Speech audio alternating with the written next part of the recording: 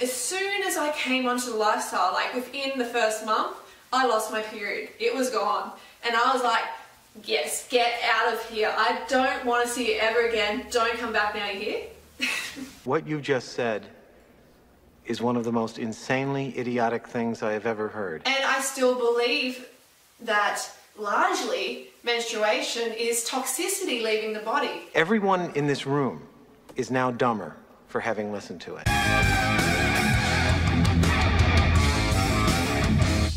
Hey everyone, thanks for tuning in. Today, I'm going to be talking about Freelee the Banana Girl and the terrible and often dangerous advice she gives on her YouTube channel. But before I start, you guys know the drill. Like the video, subscribe to the channel, hit the notification bell, ding, ding, ding. And if you don't want to watch the entire video, I will be including timestamps in the description so you can skip ahead to the section that you want. Now, onto the topic at hand. A couple days ago, John from Obese to Beast had uploaded a video where he was reacting to Freelee the Banana Girl, and she was criticizing Anna O'Brien, aka Glitter and Lazers' diet. And in that video, she made some ridiculous claims. And in case you don't know who exactly Freelee the Banana Girl is, she pretty much came to prominence on YouTube by eating 50 bananas a day and losing weight. And fun fact about Freelee, at any point in time, she actually has more bananas in her body than brain cells. So I'm going to be going over some of the things that she said in that video and dispelling some of the misinformation that she gave. So let's go ahead and watch the first clip. A lot of you told me that she's trying to lose weight, and a lot of people her size are always trying to lose weight, okay? But they're going on these fad diets. Oh, fad diets? You mean like eating 50 bananas a day? That kind of a fad diet? Okay, next clip. And it's just sickening that people would be negative towards her trying to do something positive for her life. I literally watched you trash this girl for almost half an hour on your channel. All you did for half an hour was trash her and give garbage advice. And now you're criticizing other people for criticizing her for trying to lose weight. Good. Next clip. Before we move on, just stop for a second and press the thumbs up or press the thumbs down. And if you're feeling the thumbs down, you can do that. If you're not feeling me today, you think I'm annoying, whatever, just thumb me down, that is fine, okay? It's like she read my mind. I find her incredibly annoying, and I don't thumbs down video, so I'm not going to do that. But if I were to either thumbs up or thumbs down, I would definitely thumb it down. And based off of what I saw on the video, quite a few people agree with me, because I believe it was something like 88% of the people that watched that video ended up disliking it. Anyway, next clip. She says extreme diets. And for Anna, who is eating extremely badly, she would see probably plant-based as extreme. And we know it's not, okay? It's the way that humans are meant to eat. Okay, as far as humans being meant to eat that type of way, no. The way that humans are designed, we are designed to be omnivorous, eat meat, plants, nuts, seeds, all that type of stuff. Before the Industrial Revolution, we ate whatever was readily available to us. If you grew up in Russia and it was wintertime, do you think you had access to all the vegetables and fruit that you wanted? No, you basically ate meat and potatoes. And same thing with, let's say you grew up close to the equator. If you grew up in Jamaica, you had fruits and vegetables readily available to you because it was warm year-round and you could grow that type of stuff in that climate. But in terms of we are designed to only eat fruits and vegetables, no, that is not how we are designed. We are omnivorous beings, and because we are omnivorous, that means that we could eat fruits, vegetables, we could also eat nuts, seeds, meat, eggs. We pretty much are very adaptable to whatever foods are in our environment. And going back to her previous point about going on extreme diets, again, 50 bananas a day is pretty extreme, and only eating fruit for your entire meals is pretty damn extreme. I know some of you guys who watch my channels are gonna probably think I'm a little bit hypocritical because I follow the carnivore diet, and fair point. Yes, that is a little bit hypocritical, but one of the differences between me and Freelee is I do not promote and tell people to consume the carnivore diet. I promote people to follow what works for them.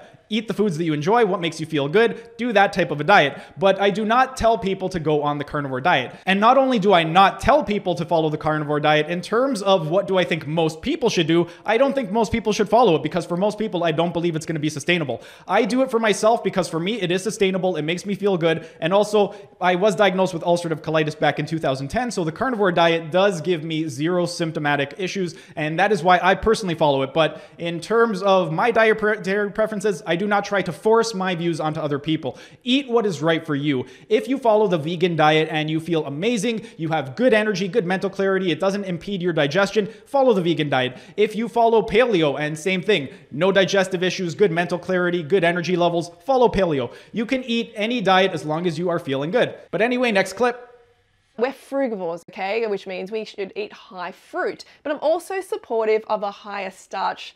Okay, we are not frugivores, we are omnivores. Again, we are designed to eat whatever is readily available to us. If all we have available is meat, then we are going to eat meat. If all we have available is fruit, we are going to eat fruit. Whatever is available, that is what we are going to eat because we need to eat in order to survive. So if we live in a climate where it is impossible to grow fruits or vegetables, we would not have had access to that and we would have had to eat whatever was available. And for those types of populations, that would have been predominantly meat and fatty meats. Anyway, next clip. She probably thinks it's extreme, which is crazy. It gives you great results. Yeah, I'm sure eating 50 bananas a day is not extreme whatsoever. I'm sure you won't develop any nutritional deficiencies, and I'm sure you won't lose your period or develop amenorrhea. As soon as I came onto the lifestyle, like within the first month, I lost my period. It was gone. And I was like, yes, get out of here. I don't want to see you ever again. Don't come back now, you hear? By following this type of a diet. Anyway, next clip. She likes the meats and cheeses. They don't like your back. And it's just sickening that people would be negative towards her trying to do something positive for her life. Okay, it's not working for you, Anna. It's keeping you huge. And it's just sickening that people would be negative towards her trying to do something positive for her life. It's keeping you unhealthy. It's keeping you on death's door. Knocking on death's door, you know, with one foot in the grave. And it's just sickening that people would be negative towards her trying to do something positive for her life. You know, you're a chicken wing away from a heart attack, basically. Okay, so in the first part of your video, you said it was ridiculous that people would criticize her for trying to lose weight, and now you're telling her she's one chicken wing away from death's door. And second part, with regard to meat and cheese not being right for her and the fact that it's keeping her the way she is, I don't know if you're aware of this, but she started this diet recently in order to lose the weight. It's not like she was eating this way her entire life. So she's just been following the keto diet for the last few months. I don't know exactly how long, but it's not something that she did her entire life. So right there, your point is invalid, because if she had been following the keto diet ever since she was a child and that was the result, then you may have had a valid point. But that is not the case because she just started following it recently. And as far as I know, she's actually seeing results from it. So she is seeing good results and she is starting to accomplish her goal of bringing her weight down a little bit. Next clip. Cheese and meat, you gotta get these unhealthy, cruel foods out of your diet. Okay, so meat and cheese is apparently unhealthy. Without having a look at her blood work, without asking her how she feels when she eats that, without so many factors, how exactly can you come to that conclusion? Me personally, when I eat meat, I feel great. If I follow a vegan diet, which I did in 2015, I experimented with it for 3 months. First 2 weeks were great. I had good digestion. My mental clarity was really good energy levels. The last 2.5 months, I had diarrhea every single day for the last 2.5 months. So different people are going to react differently to different diets. And that is why I don't push my diet onto somebody else. If somebody is interested in learning about it, I will give them some information based off of my own experience, but everybody is going to react differently. Some people can follow a vegan diet and thrive on it. Other people, like myself, if they were to follow that, they would have a ton of health issues. So just because it is working for you, and it's not working for you because you wouldn't have developed amenorrhea if it was working for you, but just because it is working for you if it does, you should not try to force it onto other people because you don't know how it is going to react when they can try to consume that same type of a diet. Next clip. And you might be like, oh, you're just saying that because it's unethical.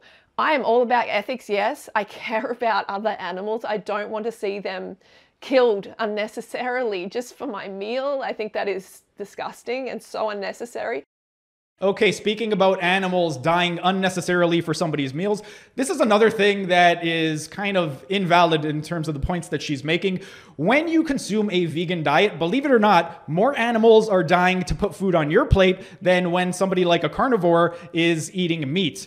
If you were to be a hunter, for an example, if you were to hunt, one animal could feed you for an entire year. Whereas if you are following a vegan diet, unless you are growing all of your own crops and all of your own fruits and vegetables, then millions of animals are dying to put that food on your plate. I'm going to elaborate a little bit on that point, but if you were to, let's say, buy an entire cow from a farmer, that cow is going to weigh roughly anywhere from 400 to 700 pounds. So if you're consuming 2 pounds of meat a day, that one cow will feed you for an entire year. Now, let's flip that with a vegan diet. If you are following a vegan diet and you're not growing all of your own food, in order to get that food onto your plate, millions of animals have to die because, one, during the plowing and harvesting of the different grains, millions of animals are going to be slaughtered. Through the plowing and harvesting process, you're killing a bunch of rodents, fish are dying, worms, insects, tons of other animals. So it is not completely free from animal death. You are actually, in fact, killing way more animals by following that type of a diet. Next, with regard to the stuff that's sprayed onto the crops, pesticides, insecticides, herbicides, all that type of stuff, that all leaches into the ground. It goes downstream into the water, and then fish die. In fact, I actually have an article right over here. This comes from the Journal of Toxicological Analysis, and it is with regard to impact of pesticides on amphibians. If we were to take a look at the article, it says globally, it is mentioned that populations of amphibians are declining day by day due to excessive use of pesticides, which contaminate the natural environment and influence on climate condition of amphibians. In North and South America, there is 54% and 60% respectively substantial decrease in population. In Australia and New Zealand, which is where you're from, Australia, there is approximately 70% of the amphibian population is declined. Environmental pollution, including pesticides, play vital roles in decline of amphibian populations. Between 2000 and 2004, the number of extinctions in fishes, amphibians, and other aquatic animals are increased. Pesticides exposure increases their mortality rate. We also have another article. This one is from the New York Times, and it is Pollutants from Plant Killed Fish in China. And according to the article, thousands of dead fish killed by pollutants emitted by local chemical plants, and about 110 tons of dead fish have been cleared from the river. So there's that. And aside from pesticides leaching into the water supply and killing fish, they are also responsible for decreasing the pollinators. So bees, this is from, I believe, National Geographic. It is an article, Insect Apocalypse in US Driven by 50 Times Increase in Toxic Pesticides. Bees, butterflies, and other insects are under attack by the very plants they feed on as U.S. agriculture continues to use chemicals known to kill. And in this article it states, America's agricultural landscape is now 48 times more toxic to honeybees and likely other insects than it was 25 years ago, almost entirely due to the widespread use of neonicotinoid pesticides. And then I have this other study from PLOS One, which is the Public Library of Online Science, an assessment of acute insecticide toxicity loading of chemical pesticides used on agricultural land in the United States. And it states, the toxicity loading of insecticides on agricultural land and surrounding areas has increased by approximately 50-fold over the last 2 decades. They are more toxic to insects and persist in the environments for up to several weeks or longer, thus creating a persistent toxicity load in plants, soils, and surface waters. This increase in toxicity loading is consistent with the reduction in beneficial insect and insectivorous bird populations observed in recent years. So there's that. And then lastly, aside from all the animals that are being butchered from the harvesting of all these different crops, there are also a lot of people that die through the use of pesticides and pesticide poisoning. And I have an article right over here from the World Health Organization. The article is the public health impact of pesticide use in agriculture, and it states that the indirect cost resulting from pesticide use in the United States shows that approximately 45,000 non-fatal and fatal human cases of pesticide poisoning occurs every single year. And not only that, but there's also $135 million of waste resulting from honeybee poisoning and reduced pollination. And there's also $11 million as a result of fish and wildlife losses. Now, this is a pretty outdated article. I'm going to be honest. This comes from the 1980s. The reason that I am bringing up this article is because over the last 3 to 4 decades, it has gotten even worse, not better. This comes from Science Direct, and this is much more recent. This is from 2016, and it is with regard to pesticide poisoning. It states, pesticide poisoning has become a major public health problem in some developing countries, mainly due to the accidental or intentional ingestion and the unsafe use of pesticide products during occupational activities. And this article states that it has been estimated that 3 million cases of severe acute pesticide poisonings occur each year globally, resulting in 220,000 deaths annually, and that 99% of these deaths occur in the developing world. It is estimated that 2/3 of all pesticide-related deaths worldwide are are the result of suicide. So not only are you killing millions of animals by not growing your own fruits and vegetables and getting it right from your local grocery store, but there are also hundreds of thousands of workers that are dying to put that food on your plate. So while you think that, oh, animals are dying needlessly whenever you consume meat, well, animals are dying needlessly whenever you consume grains because they are butchered during the cultivation process of those grains. So that is a moot point when you are saying that eating meat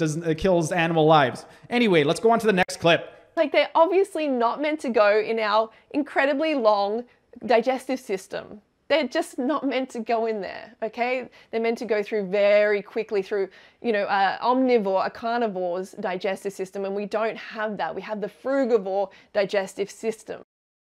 We do not have a frugivore digestive system. We have an omnivorous digestive system. Because we are omnivores, that means we can eat pretty much anything. We can eat plants, we can eat seeds, nuts, meat, fish. If our bodies were not designed to eat those types of food, then why the hell would our body produce HCl? HCl is hydrochloric acid, and it is secreted by our stomachs whenever we consume protein. If we did not have HCl and we did not secrete HCl when we consume protein, then you would have a valid argument for why we should not be able to consume animal products. But we do secrete HCl when we consume animal products, which means our bodies are designed, because if our bodies were not designed for it, we would not secrete HCl. Next point. You're not meant to eat gato. You're not meant to eat a high meat and cheese diet. It's just so wrong for frugivores.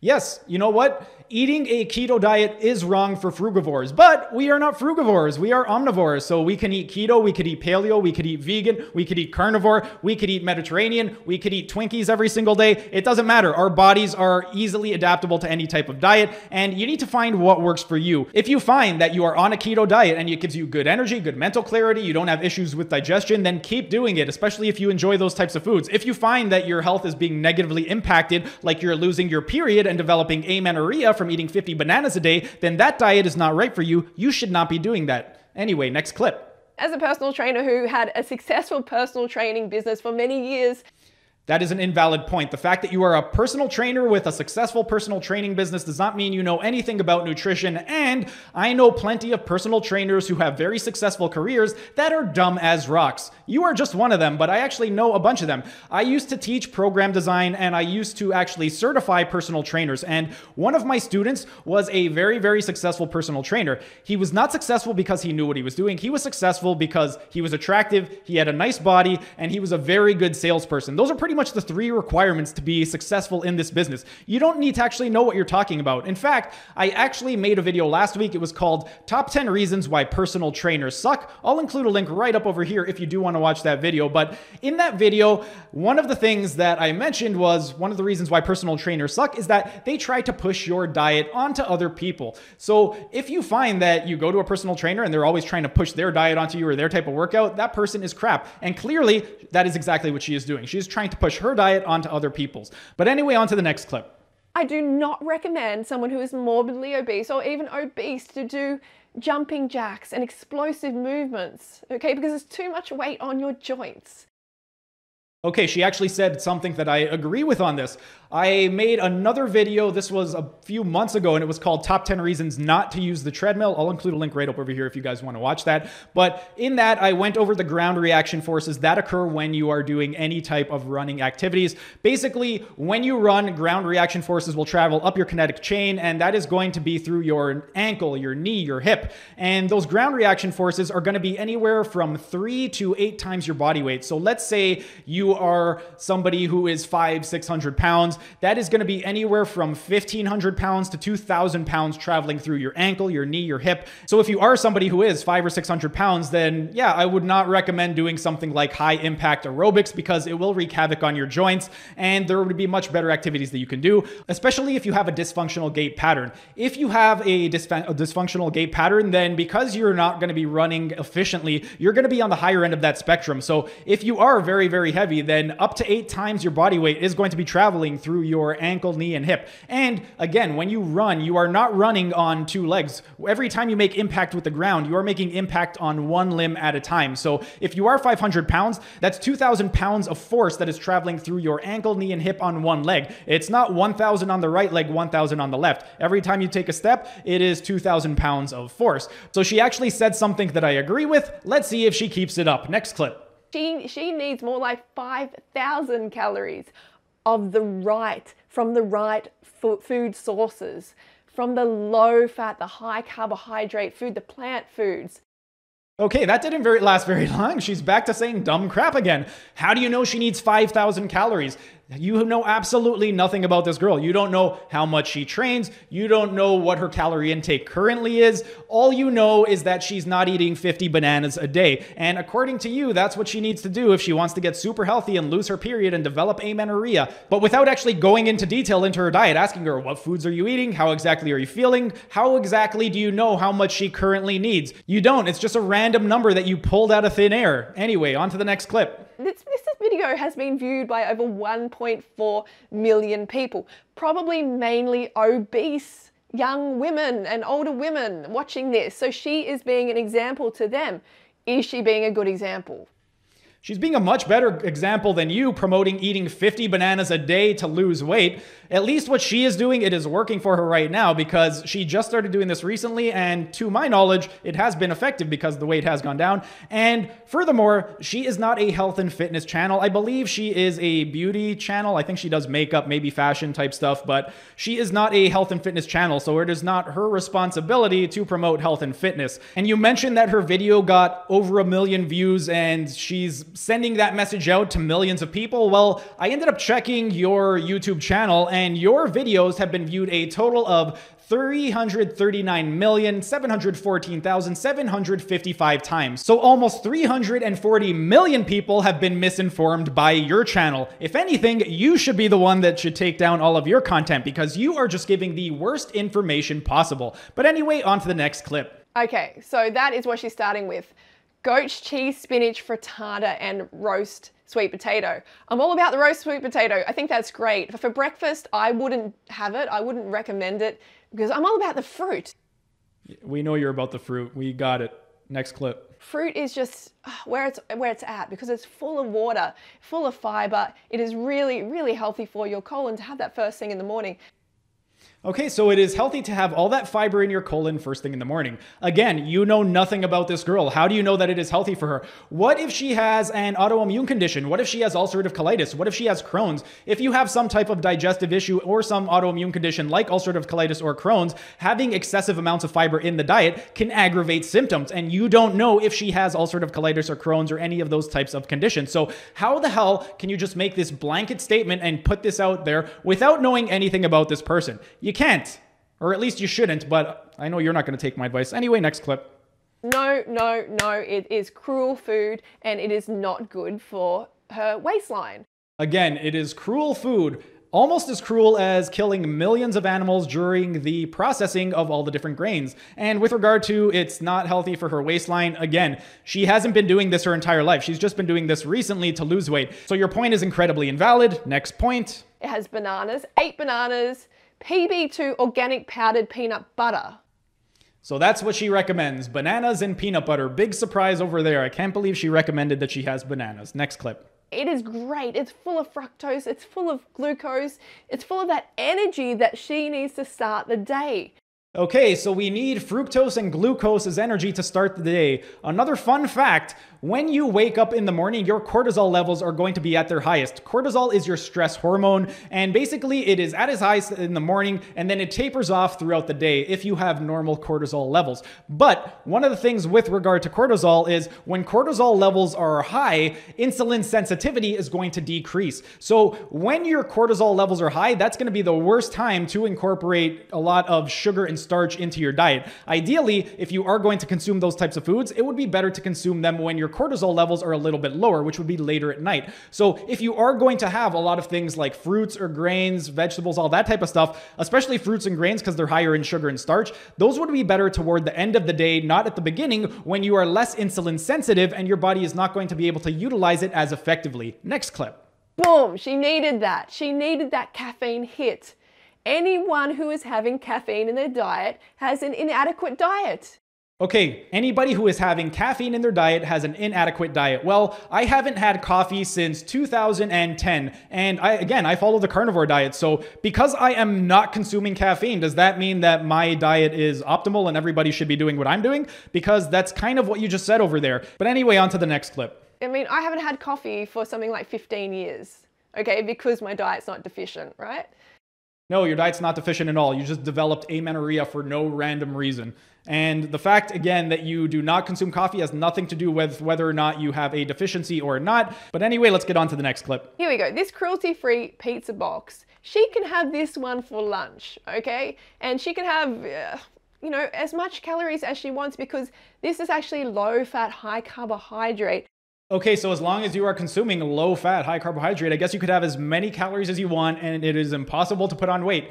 No, you cannot. If you are in a caloric deficit, you're going to lose weight. If you're in a caloric surplus, you're going to gain weight. And if the amount of calories that you take in is equal to that of your total daily energy expenditure, your weight is going to be exactly the same. With regard to eating as many calories as you want, it doesn't matter if the surplus comes from protein, fat, or carbohydrates. If you are in a surplus, you are going to gain weight. You cannot just eat whatever the hell you want and expect to not gain weight. And this is something that bugs me about anybody who pushes their particular diet. I see this in the keto community. I see this in the carnivore community, the vegan community, basically anybody who follows one of those particular diets. You can eat whatever you want on my diet and it is impossible to gain fat. No, it is not impossible. If you are in a caloric surplus, you are going to gain fat. Next clip. Anyway, that's horrible. Whew. Let's go back to lentil chips. So I would say she had the whole packet, right? Of course she had the whole packet. And it's just sickening that people would be negative towards her trying to do something positive for her life. And if she likes to eat meat and cheeses, then her fat is just going to be filled with basically meat and cheese. So she also does not have any basic understanding of how exactly fat works. If you eat meat and cheese, your fat is not going to be filled with meat and cheese. She doesn't even understand basic nutrition science. Next clip. She can have banana and ice cream with chocolate sauce. 1,022 calories. Okay, banana and ice cream. I mean, there's plenty of them in the book. Banana and ice cream, banana and chocolate ice cream. That sounds like a great food for somebody who is trying to lose weight. Yeah, just have all of the banana ice cream with chocolate sauce that you want. I guarantee you'll lose a bunch of weight. Next clip. Pancakes with almond milk. It's delicious, okay? And you can eat unlimited. That's the most important thing. No, you cannot eat unlimited. You could eat below your maintenance calories if you want to lose weight. If you eat above that, you are going to gain weight. There's no way around it. It doesn't matter if it is coming from excess meat or excess fruit. If you have too many bananas, you are going to gain weight. It's going to be hard to have too many bananas, but you can gain weight if you have too many of them. Next clip. Instead of having lentil chips, because she needs more sugar. You can see that clearly. Is she having any sweet fruit? How can you see that clearly that she needs more sugar? Did you do a blood glucose test on her? Did you do a fasting blood glucose test? Did you do a fed blood glucose test? How exactly do you know that you can clearly see she's eating too much sugar? All you did was just look at her and you know absolutely nothing with regard to this girl, except for the fact that she doesn't eat 50 bananas a day. But anyway, on to the next clip. And this is absolutely vital for frugivores if you're going to be satisfied. Again, if we were frugivores, then yes, that would be a great diet to have, but we are omnivores. We are not frugivores, so we do not need to be consuming only fruit in our diet and that's it. If we do that, it's not going to be a very good diet. We're going to become deficient, and if you're a woman, you are going to lose your period, develop amenorrhea, and you're going to be just as dumb as this chick right over here. Next clip. And get slim long-term like myself. I've stayed the same weight for over a decade. No calorie restriction, no excessive exercise, no caffeine, no drugs. None of that, okay? Because I'm feeding myself correctly. I'm getting enough fruit in, getting enough fructose in. Again, that's a terrible example to use. Just because you've maintained your weight for a few years, that doesn't mean absolutely anything. You want to know who else maintained their weight? My mother. My mother is 4'11", 92 pounds. She is currently, I believe, 57 years old. When my mother was in her 20s, she was 4'11", and she was 92 pounds, which is exactly the same. So over the course of 40 years, she has managed to maintain her weight. Do you want to know what she does? Everything is fried in vegetable oil. She eats meat every single night for dinner. And with regard to snacking, she snacks on a lot of candies and chocolate. She also smokes quite often. So if maintaining your weight equates to having a healthy diet, then that means everybody should smoke and everybody should fry everything up in vegetable oil and eat meat, because those are three things that my mother does, and she's been able to maintain her weight for 40 years, which is much longer than how long you've been able to maintain your weight. Another example would be my father. My father is 6 feet tall. He's around 185 pounds, and he is 58 years old. When my dad was in his 20s, he was also 6 feet tall, and he was around 180 pounds. So over the course of the last 40 years, he's put on maybe 5 pounds. You want to know what he does? He drinks about half a dozen beers every single day. He goes through half a bottle of wine at dinner, and he smokes as well. He also fries everything in vegetable oil. So because he maintained his weight, he must be doing everything perfectly healthy. I guess everybody should smoke, everybody should drink a bunch of beer, and everybody should drink a bunch of wine, because that is going to be really healthy, because it'll help you to maintain your weight. It makes zero sense. And myself, when I was in my 20s, when I was 21, I was 150 pounds, somewhere in that range. Right now, I'm 34, and I am 158.8 pounds. So I've been able to maintain my weight, and this is what I looked like when I was following a high-fat protein diet. In this picture right over here, I was around, I believe, 152 pounds, and I, at that time, was following a very, very high-fat diet. You can lose fat on high fat and you could feel really good. Again, me personally, I feel my best when I do really, really high fat and a moderate amount of protein. If I consume a lot of carbohydrates, I feel like crap.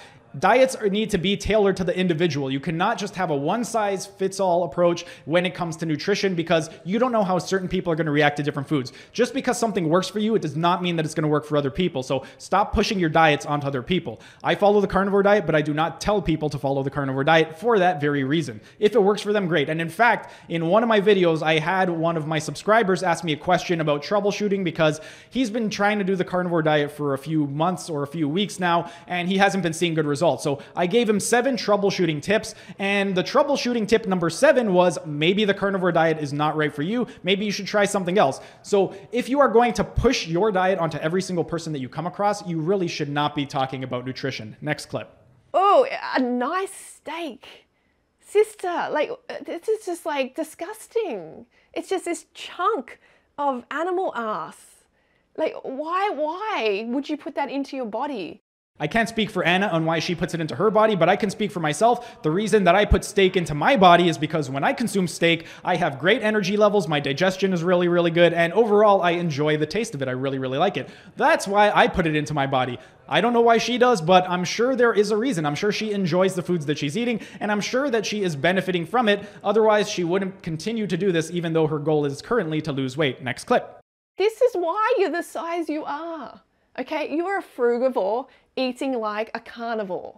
No, she's not a frugivore eating like a carnivore. She is an omnivore eating like an omnivore. And as for the first part of your comment about this is why you are the size that you are, again, she has not been following this diet her entire life. She just recently started doing this in order to lose weight. This is not how she ate for the last 20, 30 years. This is something that has been going on for a couple of months. So your point is invalid again. Next clip. This is not gonna work. Me no worky, okay? Me no worky. Well, I know your brain definitely no worky. Next clip. Horrible. Obviously, it is cruel. Leave the animals alone. It's just so unnecessary. Don't do it. Leave them alone, please. Again, millions of animals are dying to put those grains on your plate if you are buying from a store. So unless you grow all of your own crops, all of your own fruits, vegetables, millions of animals are dying to put your fruits and vegetables on your plate. So if your argument is stop unnecessarily killing animals, then you need to take your own advice and either completely abstain from eating food altogether or start growing your own foods. Because if you're buying your food from the grocery store, millions of animals died to put that food on your plate. Next clip. She's going about this wrong. She's going about this like, oh, high fat, low carb is going to help me lose weight. No, Anna, that's why you're still the size that you are. This is not working. Clearly it is working for her because she just started doing this recently and she started seeing results, so it is working. She has not been eating this way her entire life. I don't know how many times I need to put this point across, but it's not something that she's done for a long time. And to the other point, you don't know that she needs more carbohydrates and less fat. You have no idea what's going on internally inside of her body. Basically, when it comes to digestive enzymes, there are different enzymes that help us to break down different foods. The three main ones that I'm going to talk about right now, there are many more, but the three main ones are proteases, lipases, and amylases. Proteases help our bodies to digest protein, amylases help us to digest carbohydrates, and lipases help us to digest fats. If you have somebody whose body does not produce a sufficient amount of amylases, which is the digestive enzyme that allows us to digest carbohydrates, then that person should not be consuming a lot of carbohydrates. However, if somebody produces an adequate amount of amylase, then yeah, carbohydrates would be fine for that type of person, but you have no idea what her body is like internally, so you cannot make that type of a claim. Next clip. Because you're not meeting your basic physiological needs. It's just not rocket science. It must be rocket science because you clearly have no idea what the hell you're talking about. As far as your basic physiological needs, what exactly do we need? Well, when it comes to what we actually need, our bodies require it or we will die. We need essential amino acids and we need essential fatty acids. Whenever you hear the word essential before amino acid or fatty acid, that should indicate to you that we need it because essential amino acids are amino acids that our bodies require. We are not able to produce them on our own. We need to get them through our food. Same thing with essential fatty acids. Our bodies are incapable of producing essential fatty acids. We need to get them from our food. So with regard to what we need from a physiological level, what we need are essential amino acids and essential fatty acids. And if you're eating 50 bananas a day, you're lacking in certain essential amino acids and you're not getting any essential fatty acids. So you are going to become nutrient deficient and you're going to lose your period and develop amenorrhea like you did. Next clip. It is actual science that you need a lot of glucose, okay? You need a lot of glucose in your system. I'm not making this up. Every cell in the human body runs on glucose. What do you think the body is requiring a lot of? The trillions of cells. It's glucose, glucose, glucose. Okay, so the trillions of cells in our body need glucose and we need a ton of it. Well, she is right that our body requires glucose, but fun fact, our body is capable of synthesizing glucose on its own. Basically, if we were to break down the body by weight, 60% of our body by weight is going to be water, 30% is going to be protein and fat, 8% is going to be minerals through our bones, so things like magnesium, calcium, and then less than 2% of our body weight is going to be carbohydrates. And that is going to be in the form of glucose or glycogen in our muscles. Now, with regard to glucose and glycogen, one of the things is if you are not consuming carbohydrates in your diet, our body has a process that it goes through called gluconeogenesis, where it takes amino acids and it converts those amino acids into glucose. So even if you're not consuming carbohydrates, your body is going to get a sufficient amount of glucose by converting the amino acids into glucose through the process of gluconeogenesis. And if carbohydrates were so important and we absolutely needed to get a ton of them into our diet, then why exactly is only less than 2% of our body carbohydrate? Meanwhile, the other 98% is going to be water, protein, fat, and minerals. But anyway, on to the next clip. Potato and chickpea curry. Honestly, very, very tasty. I've even got a video where I make this recipe on my main channel, but you can just eat unlimited. No, you can't just eat unlimited. You need to eat below your maintenance calories, otherwise you're going to gain weight. It doesn't matter if you're eating her chicken, curry, rice, whatever the hell she just said. If you eat it in a surplus, you're going to gain weight. Next clip. I've got 4,468 calories here for her for the day. Yes, and it came to 32.9 grams of fat. Hardly any, like just a good amount for someone like her, okay? Okay, so 4,468 calories and only 32.9 grams of fat. Let's do a little bit of math. There are 9 calories in 1 gram of fat. So 32.9 times 9 is going to be 296.1 calories. 296.1 calories out of a 4,468 calorie diet is 6.6% of your calories. So she is recommending that Anna consumes 6.6% of her calories from fat. That is ridiculously low. Even if you go by the World Health Organization or the CDC, their limit is anywhere from 20 to 35% of your calories from fat. That is their general recommendation. And personally, I don't go by that recommendation. I think it's incredibly low for a lot of people. But even by the lowest standard set forth by the World Health Organization and the CDC, even they agree that it is more than 6.6%. She is essentially telling you to consume 1/3 of the low end of what is recommended by these different organizations. Next clip. She doesn't need any more fat, right? She does not need any more excess fat hanging around. And it's just sickening that people would be negative towards her trying to do something positive for her life. And you might be like, oh no, she won't lose weight with that many calories. Yes, she will, because she's changing the source. She's not having as much fat, which is just packing on to the body. She's having the high carb, cruelty-free plant foods. It doesn't matter if she's changing the sources. If she changes the sources, but she is still in a surplus, she is going to gain weight. I don't know why you have such a difficult time understanding this concept. You cannot eat whatever the hell you want. It doesn't matter what the food source is. If you consume calories in a surplus, you're going to gain weight. It doesn't matter if it's from bananas or if it's from steak. If you consume too much steak, you're going to gain fat. If you eat too much bananas, you're going to gain fat. It doesn't matter what the source is. Next clip. 1,048 grams of carbs, which is fantastic. For someone like her, she's going to have so much energy, she's not going to feel like having any drugs. That is absolutely insane. 1,048 grams of carbohydrates. Now, again, let's do a little bit of math. There are 4 calories for every 1 gram of carbohydrate. So 1,048 times 4 is 4,192 calories coming from carbohydrates. Now, if we were to take that figure, the 4,192, and we were to divide that by the 4,468 calories that she's recommending she consume, that equates to 93.8% of her total calories coming from carbohydrates. A couple things. One, that is ridiculously high. Nobody should be consuming that much percentage of their calories from carbohydrates. Two, the math does not add up at all. If you add up 6.6% plus 93.8%, it adds up to more than 100%. So between fat and carbohydrate, we're already over 100%, and we haven't even taken into account protein, which is absolutely impossible. And to her earlier point about how she needs 5,000 calories, that is a ridiculous amount, and especially if she's going to be consuming only those types of foods, because guess what? In order to get 5,000 calories from bananas, that would be 5,618 grams worth of bananas, which equates to 12.386 pounds. I don't know about you, but if I were to try to consume over 12 pounds of food, I would be in bed all day. I would not be able to move. I don't know how she thinks she's going to have massive energy from consuming almost 13 pounds worth of food. I would be a couch potato if I consumed 13 pounds of food, especially 13 pounds of basically starch. Anyway, next clip. Okay, like your body is telling you, is communicating with you.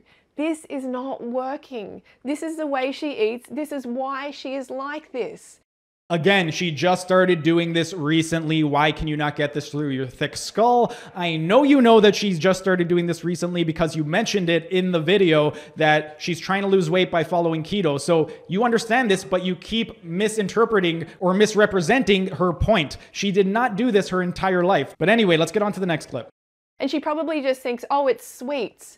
No, sugar is not turning to fat in your body. It's a very, very rare occurrence that sugar is actually converted to fat.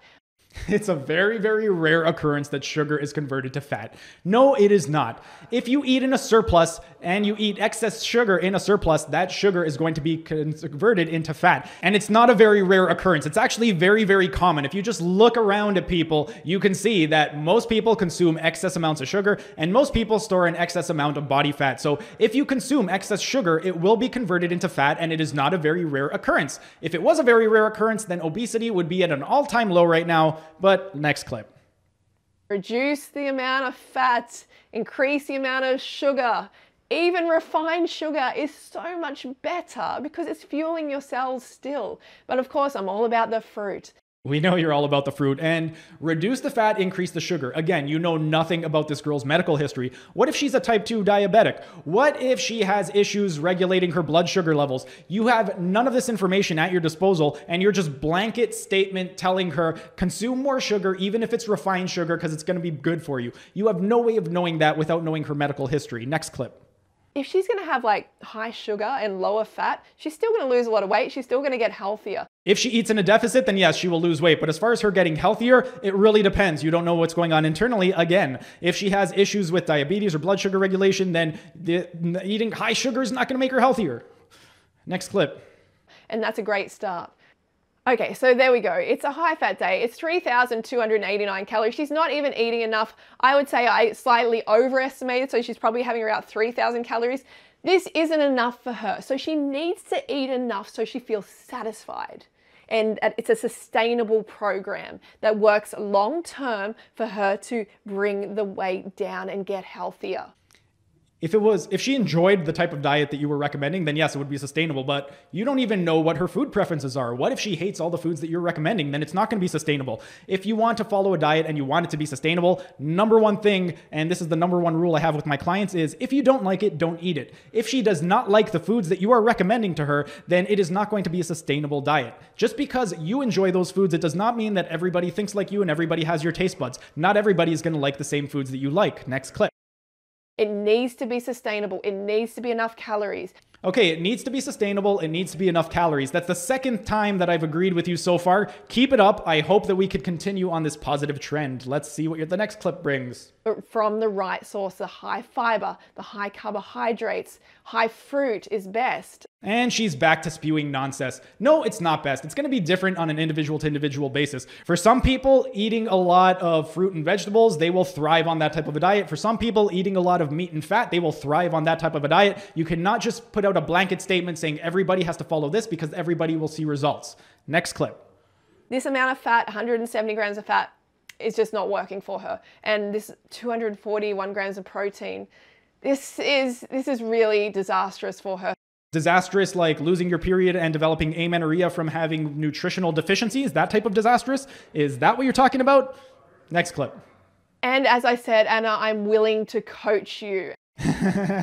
If you're watching this, Anna, probably not, but if you are watching this, do not hire her as a coach. She is absolutely terrible. She doesn't know what the hell she's talking about. She's going to force all of her beliefs onto you, and she is not going to focus on you and try to find out what exactly worked for you and what you like. So I would not recommend going to her. But if you do feel like developing amenorrhea, losing your period, and absolutely destroying your health, then absolutely, yes, spend your money on her because she will definitely help you ruin your health and develop amenorrhea. Next clip. We want to see her survive. We want to see animals survive because currently she's taking a lot of lives unnecessarily. She's taking a lot of lives unnecessarily. You mean like the millions of animals that die to put the grains and the plants on your plate? That type of unnecessarily? Next clip. And she's also spreading it to her audience, which is unacceptable. The fact that she's spreading that information to her audience is not unacceptable because guess what? She is a lifestyle slash fashion slash beauty blogger. She is not a health and fitness. What you're doing is irresponsible. You are spreading your dumb message to almost 340 million people. If anyone needs to stop spreading misinformation, it is you. But that is pretty much it for today's video. I cannot watch any more of this girl, so I'm just going to end it right here. If you enjoyed the video, be sure to smash that like button so I know to make more of these types of videos in the future. And if you're either new to the channel or haven't subscribed yet, be sure to subscribe to the channel and hit the notification bell as I will be uploading new videos every single day. That's it for today's video. Thanks for tuning in, and I will see you again tomorrow.